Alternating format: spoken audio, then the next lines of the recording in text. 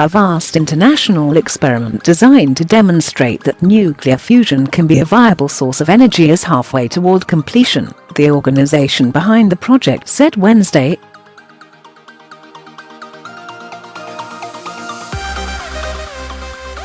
Construction of the International Thermonuclear Experimental Reactor, or ITER, in southern France, has been dogged by delays and a surge in costs to about €20 billion, $23.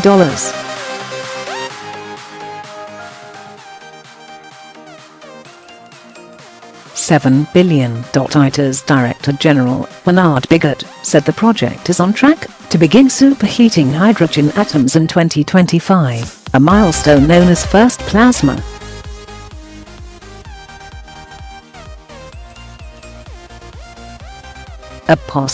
Fusion involves placing hydrogen atoms under high heat and pressure until they fuse into helium atoms.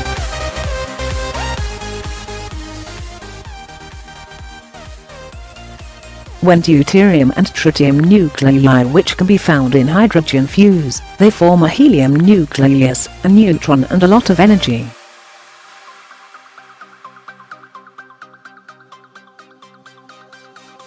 This is done by heating the fuel to temperatures in excess of 150 milestone degrees centigrade, forming a hot plasma.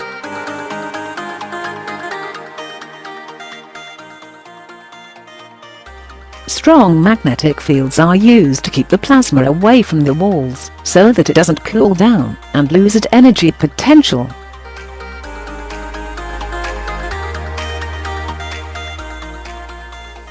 These are produced by superconducting coils surrounding the vessel, and by an electrical current driven through the plasma.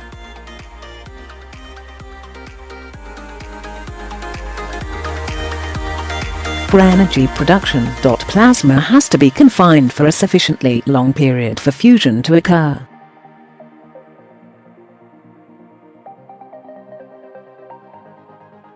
"We have no contingency plan," he told the Associated Press in a phone interview from Paris.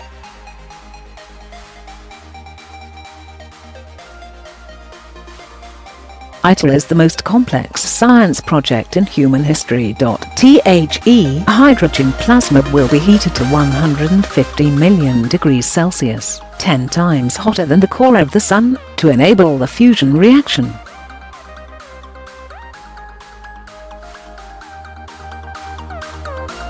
The process happens in a doughnut-shaped reactor called a tokamak, or one which is surrounded by giant magnets that confine and circulate the superheated, ionized plasma away from the metal walls.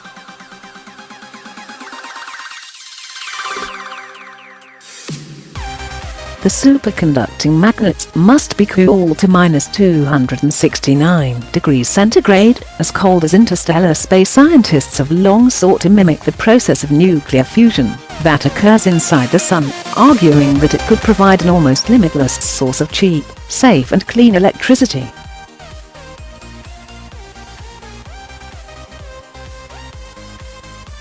Unlike in existing fission reactors, which split plutonium or uranium atoms, there's no risk of an uncontrolled chain reaction with fusion, and it doesn't produce long-lived radioactive waste.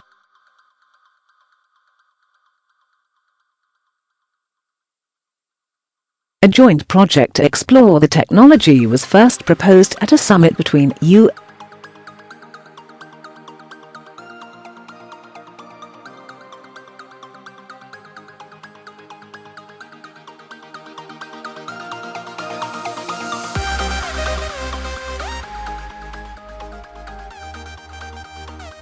for the benefit for all mankind.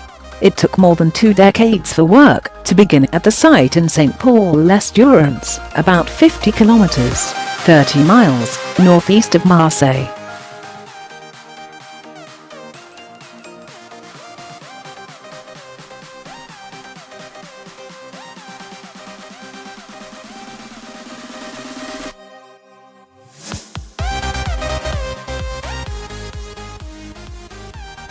The process results in the release of large amounts of heat.While it won't generate electricity, scientists hope it will demonstrate that such a fusion reactor can produce more energy than it consumes.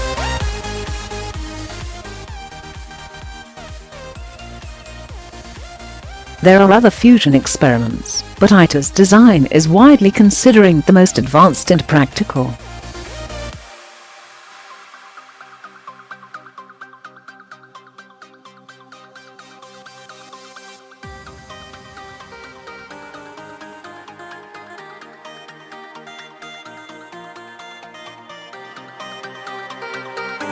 Still, fusion experts said Wednesday's milestone was noteworthy. The glass is half full, rather than half empty, said Tony Don of Eurofusion, a consortium of European research organizations and universities that provides scientific advice for ITER.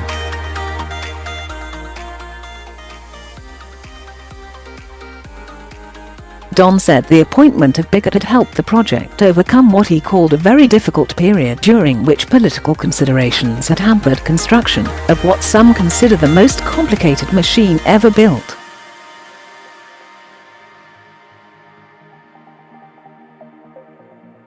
Cost remains an issue, though, and Bigot was visiting Washington on Wednesday to drum up support from the United States, which contributes about 9% of the budget.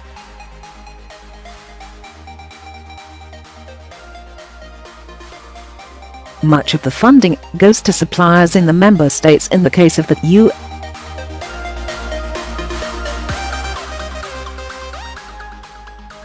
That includes General Atomics, which is building the central solenoid, an 18-meter, 59-foot electromagnet that's powerful enough to lift an aircraft carrier.